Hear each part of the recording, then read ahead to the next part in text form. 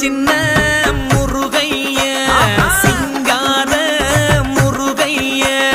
சின்ன சின்ன முருகைய சிங்கார முருகைய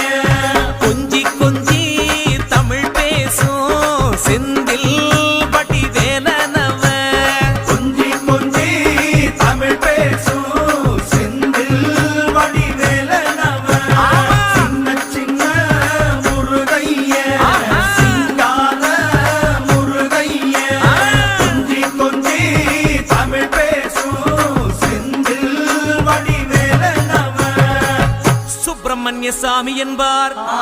கார்த்திகேயன் என்பார், சுவாமிநாதன் என்பார், முக அமுதன் என்பார்,